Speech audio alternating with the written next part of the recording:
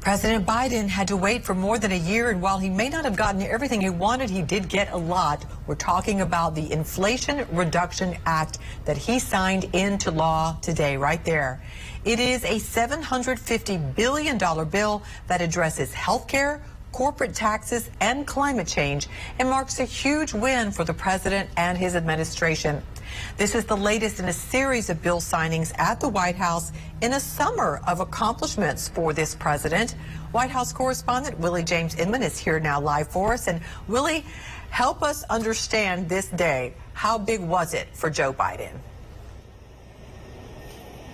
Well, it certainly was a major victory for this president, Natalie. As you mentioned, he's been waiting for quite some time to get at least part of his Build Back Better agenda passed. And that happened, and he signed it into law. It's named the Inflation Reduction Act, not the same name as it was before, but still some of the same key principles, some of the same key things. And one of the things that the president said earlier today was he called this one of the most significant laws in recent history. And that's essentially because of what it seeks to do. It seeks to handle climate change, get a handle on that, and reduce those overall costs for Americans as it relates to energy, also reducing healthcare costs for Americans as well. I want to take through a few of the major items and benefits that Americans could potentially see after the Inflation Reduction Act was signed into law. More than $300 billion is focused on energy and climate reform. That would mean tax credits for buying an EV or tax credits for putting solar panels on your house. Also, this would seek to lower greenhouse gas emissions by 40% by 2030. That's the goal here, to get Americans to move towards more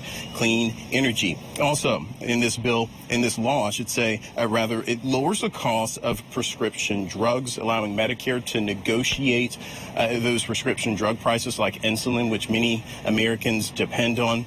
And you got to pay for this, right? And one of the ways that that will pay for this bill is by raising corporate taxes, having a minimum tax rate on corporations, 15%. That's one of the ways that the government is seeking to pay for this bill. Also, on top of that, there's going to be an increase in audits at the IRS, especially for those individuals making $400,000 or more. It was a key promise for this president to not tax those individuals making $400,000 or less, those households making $400,000 or less, I should say. But the president touched on the significance of this bill being signed into law today, and he talked about one of the major themes, which is climate change. Listen. This bill is the biggest step forward on climate ever. And it's going to allow us to boldly take additional steps toward meeting all of my climate goals, the ones we set out when we ran. It includes ensuring that we create clean energy opportunities in frontline and fence line communities that have been smothered by the legacy of pollution, and fight environmental injustice that's been going on for so long. Now, Natalie, there's an open question here as to whether or not this will reduce inflation. It is named the Inflation Reduction Act, and it's just simply not designed to reduce those grocery store prices or those gas prices.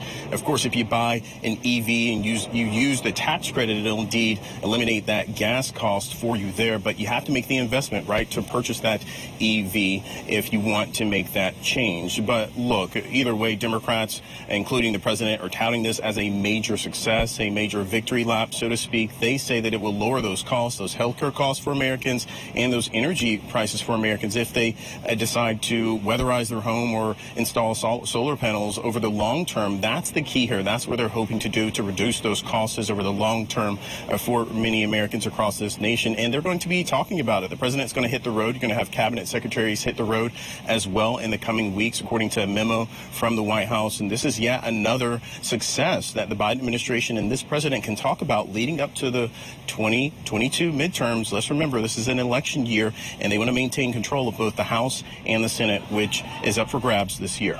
Natalie? Yeah, I'm sure they hope that this bill signed today will be top of mind for many of those voters. Willie James Inman for us at the White House tonight. Thank you.